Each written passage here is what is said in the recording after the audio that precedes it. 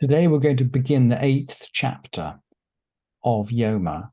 And this is the chapter that we can relate to, because this chapter describes Yom Kippur as we know it today. But in order to understand the chapter, as ever, we need a pasuk. And so we're going to go back to chapter 16 of Vayikra, Acharei Mot, and just focus on a couple of verses right at the end that have nothing to do with the temple sacrifice. Most of chapter 16 is about, about the Beit Mikdash, but there are a couple of very significant verses at the end. V'hayta lechem lechukat olam, it shall be a statute forever for you, b'chodesh hashvi'i b'sur lachodesh, in the 7th month, on the 10th day of the month. And then the text says, Tu'anu et nafshotechem, you shall afflict your souls. No one can really know that the Torah doesn't spell out what this really means, to afflict your souls. But it uses this word, and then it adds, V'chom lecha lo ta'asu, and you shouldn't do any work. So you shall afflict yourselves, and you shan't do any work. It's like it's a Shabbat. And the Torah continues, because on this day shall atonement be made for you, to cleanse you. We'll come back to this at the end of the parak. You shall be cleansed from all your sins before God. We'll come back to this at the end of the 8th chapter. And then the Torah repeats, Shabbat Shabbaton hi lachem. It's a Shabbat of rest, a Shabbat of complete rest. It's a Shabbat Shabbaton. And then ve'initem et nafshotechem. This expression comes back again. You shall afflict your souls. Ve'initem et nafshotechem. And then the verse concludes, chukat olam. It's a statute forever. Doesn't matter whether the temple stands or does not stand. The command, ve'initem et nafshotechem, to afflict your souls or to afflict our souls, that seems to carry on. So what is this affliction of the soul? Inui nefesh. And there isn't a great the root inui, Ein and Nun Hey, can mean lots of different things. It can mean to sing, it can mean to answer, it can mean to take advantage of. It can mean to take advantage of in a sexual sense. There are many, many, many, many interpretations of Inui in Tanakh. But we'll see, and the Rambam will tell us a bit later, we'll look at the Rambam, that this expression, ve'initem et nafshotechem, you shall afflict your souls, actually comes up 5 times in the Torah. And I've just brought you 2 because I didn't have time to bring all 5, but I promise you it does come up 5 times. And the rabbis learn, at least in the Talmud, in the Babylonian Talmud, not in the Jerusalem Talmud, but in the Babylonian Talmud, the rabbis learn that from the 5 occurrences of the expression ve'initem et nafshotechem, you shall afflict your souls, from this quintuplet expression, there are 5 prohibitions. And that is the essence of the first Mishnah of the 8th chapter. Yom Kippurim asur ba'achila uv'shtiyah uv'rechitza uv'sicha uv'niat hasandal uv'tashmish hamita. On Yom Kippur, it's forbidden to eat, to drink, to wash, to anoint oneself. That means to smear oil on, to put on leather shoes or sandals, or to have sexual relations. And if you count, by the way, you'll see immediately that there aren't 5. There are 6. And the Gemara in that's, by the way, why the Jerusalem Talmud doesn't try to learn this out from 5. And the Bavli has a problem with it, but the Bavli ends up by saying, look, eating and drinking are the same. So we can combine them into 1, and then we can make 5 out of the 6. So that's how the Bavli reconciles the problem. And there are exceptions. A king or a bride can wash their face. According to Rabbi Eliezer, there are exceptions. A king or a bride can wash. A woman after childbirth can put on leather sandals. V'chachamim osrim, and the sages forbid it. So the sages forbid it, but already we see, by the way, that there is a possibility of exceptions to these rules, and certainly in cases pikuach nefesh or safek, if there's any slight doubt about any danger to health or well-being, then your rabbi will always advise you to rest, to eat, to drink, to do what is necessary to keep future, to be able to keep Yom Kippur in the future, so to speak.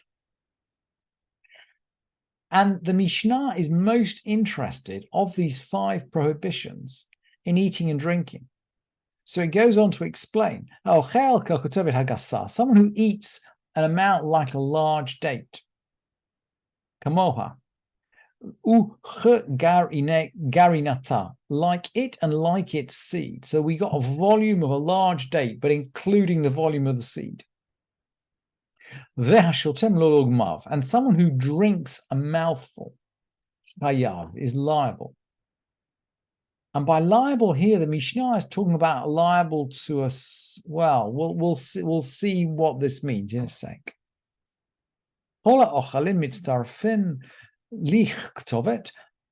the different foods add up to make a date's worth. So, for example, if you eat half a date's worth of cheese and half a date's worth of chocolate, then that adds up to a date. And all the drinks combine to make a mouthful. But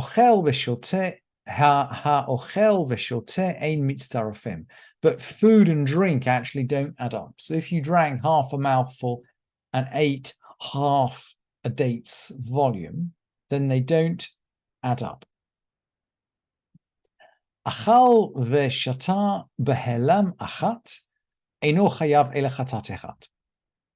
now we're going to come to, well, what are we liable for? And the punishment for willful breaking of Yom Kippur is correct. It's cutting off. It's some awful punishment that we don't quite understand. It's some cutting off.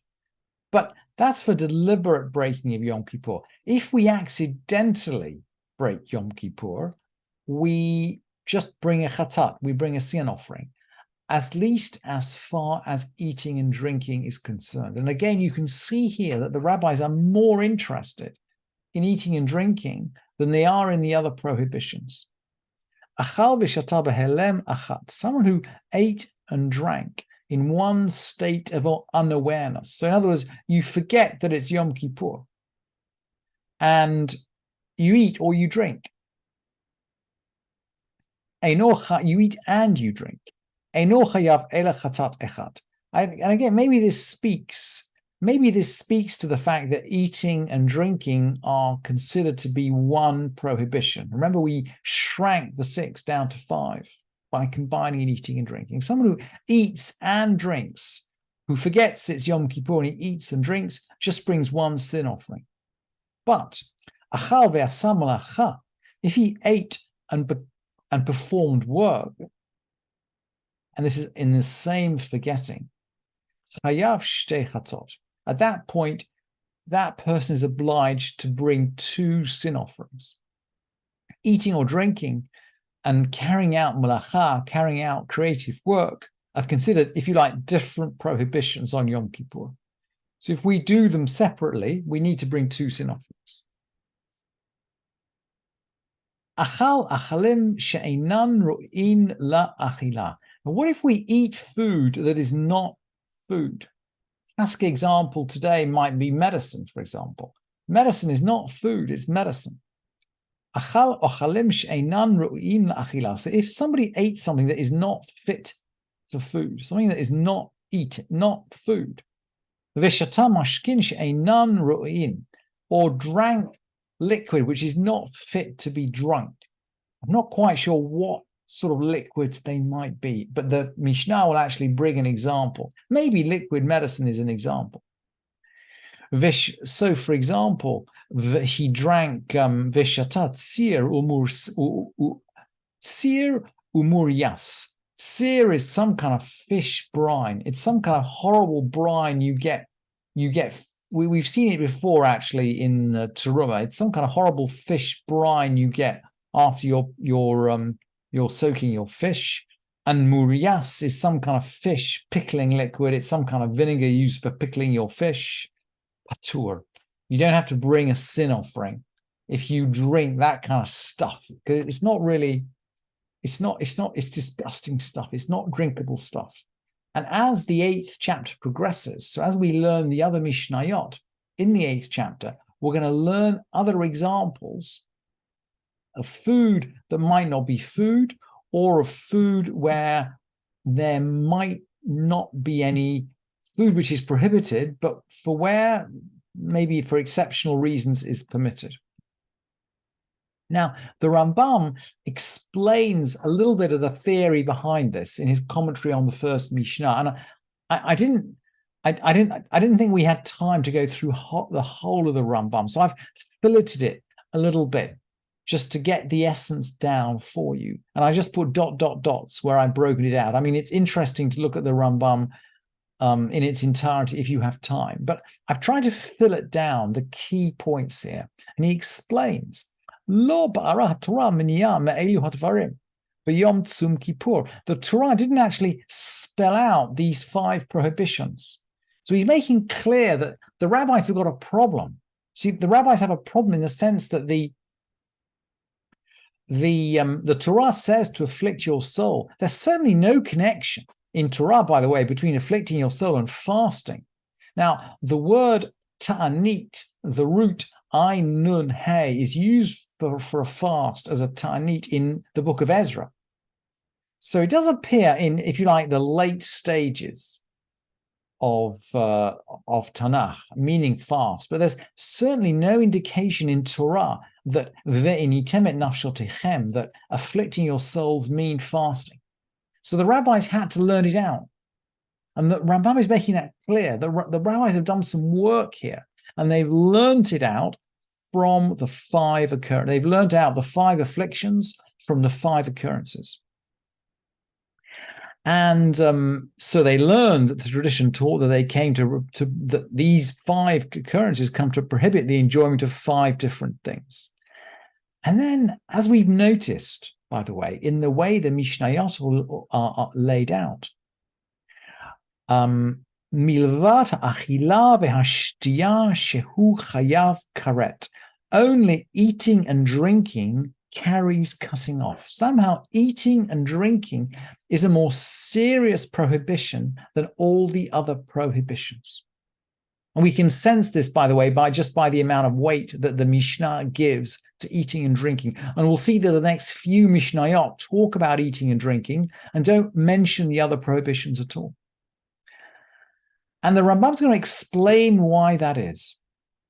Amar Hashem Yitbarach, the text mentions, Ba'onesh ha'inui, in the context of the punishment of affliction, ve'ha'avadati et ha'nefesh hahi mikerev amah, I will destroy this soul from the midst of its people. There's some awful punishment associated with breaking the prohibition, the prohibitions of Yom Kippur. Ve'ha'avadati et ha'nefesh hahi, I will destroy this soul, or perhaps but the root avad, aleph, bet, dalet there, from ve'havadati, is something to do with death. Avedat nefesh is death. And the Rambam goes on. Uva hakapala davar shehanefesh tluyaba. And the tradition teaches something that that life depends on. Zo achila ushtia. This is eating and drinking. And the Rambam here is paraphrasing a discussion in the Gemara. The Gemara is trying to understand, well, what is it specially about eating and drinking that makes it prohibited on Yom Kippur? And the Gemara, by the way, looks at the possibility that eating and drinking are prohibited because they make us uncomfortable. Do we have to make ourselves uncomfortable on Yom Kippur?